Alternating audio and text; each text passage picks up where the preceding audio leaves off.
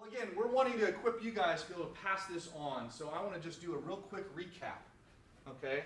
So the vision, the need, the plan, and the example is kind of how we've laid this first section out. So what was the vision?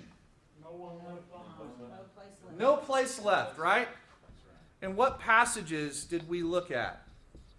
Malachi 1:11. Yep. And Acts 19:10.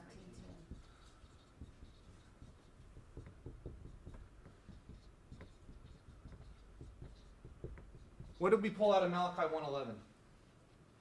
That God is He's Passionate. Passionate about his glory. Passionate and about his glory. and it's going to happen. It's going to happen It's gonna happen. Throughout the nations. throughout the nation. It's going to flow there. It's good. So that's God's heart. And then what did we see in Acts 19:10? Paul left those who were not willing to hear and brought his disciples with him. And then it says all of Asia Minor heard the gospel. Yeah. It's gonna happen. Yeah. It's just gonna happen. So we see a biblical precedent of no place left in an area. Yeah. And the end vision was actually probably pretty radical. I mean, 2 years? Yeah. How many, what's the population of Dallas? 6.5, 7 million. 6.5, 7 million. So that's peanuts compared to this. Right? right. That's right. I mean, shouldn't that stretch our vision? Okay, good. So then we threw that out there, and it's very easy for people to be like, yeah, that's great. But we don't really need that around here. We got a church around on every corner. So we need to bring up the need. And so Ray brought us some brutal facts. And what was the brutal fact that resonated with you? People don't want to go to church. People don't want to go to church. Okay. 60% won't even enter, won't go. Okay. Know nothing about it. But they want to hear Yeah. about God and Jesus. That's right. And what did he ask us to pray for? Reduce that number. 2.5 million. 2.5 million? Was that the vision he gave? The lots Okay, 2.5 million lost that want to hear. that want to hear. Yeah. Now, you didn't hear Ray knock church. No. Okay, that wasn't a criticism of church. It was, hey, lost people aren't wanting to come to church as much as they used to. Back in the 50s, it was 1% would not come. Okay, and so that number has grown. And so our strategy needs to include engaging lostness directly. Yeah. Right? Jesus said go, right? Not come. So the need, we hit them with the brutal facts. And wherever you're training, you want to identify what are the brutal facts in that community. And let that be, so connect the no place left vision with the need. Yeah. Okay. Let that be your mantra. Let's go.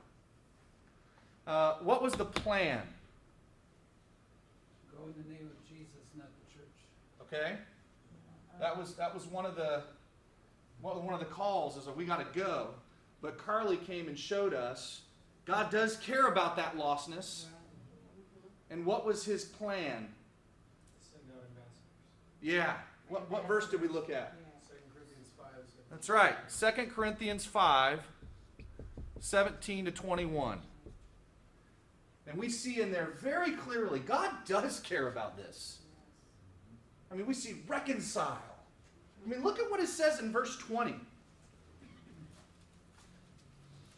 not there myself. Hold on. Were they? Yeah, I know. No, we're not. Where's my tabs? It's okay. 5:20. I'm so used to using my phone. Pages? What are these? It says, therefore we're ambassadors for Christ, God making his appeal through us. Which means, if there's 2.5 million that haven't heard the gospel, is that because God didn't want to reach them? No. No. We got to take ownership of that. Yeah. Okay? You're plan A. There's no plan B. The job around. We got to take ownership of that. And that's why Carly tied this to identity. Is the very beginning, a brand new Christian.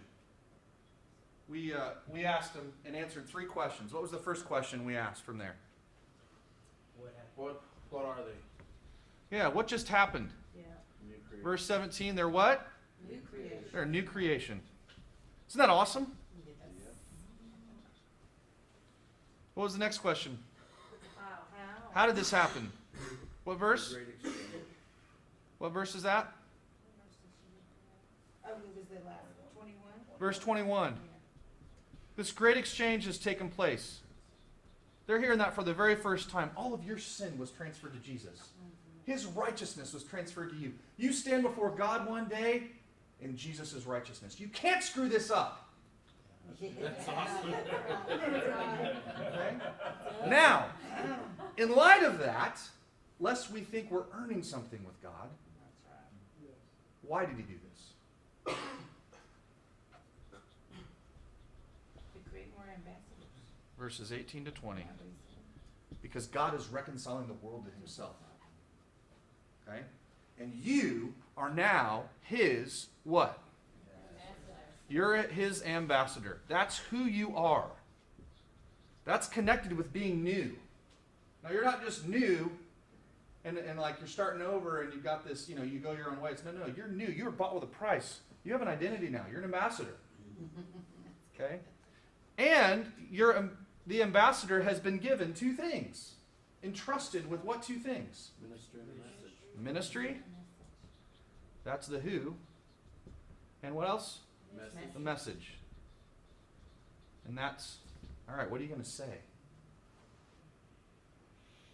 We, as Carly illustrated, we go through this with a brand new Christian on the spot. The moment they say they want to follow Jesus, we take them here and we ask and answer these three questions. And then we ask them, who in your life needs to hear this? And then we say, now let's practice the gospel message. And then we begin discipleship with them. Okay? So we're going to go through that again later on. But then to really help illustrate this, lest somebody hear the word ambassador and they think, well, that's what my pastor's for. Well, that's what we pay them for. That's what E3 is for. That's what, and we said Billy Graham. That was to honor Billy Graham, not to dishonor him. It was like the greatest evangelist. Why don't we just pool our money together, get Billy Graham to come here, and we'll get all 2.5 million. Daniel said, well, let me introduce you to somebody. Because hopefully you saw that somebody. There's a lot of those in every city. That's us. Right? So what was the example? Woman at the well. Yeah. So the first one he asked, and you guys all said Billy Graham. And he just compared the references. What are Billy Graham's qualifications? And then he introduced us to the woman at the well. In John 4. We did that for two reasons. One, we wanted you to consider, what's your excuse? What's holding you back?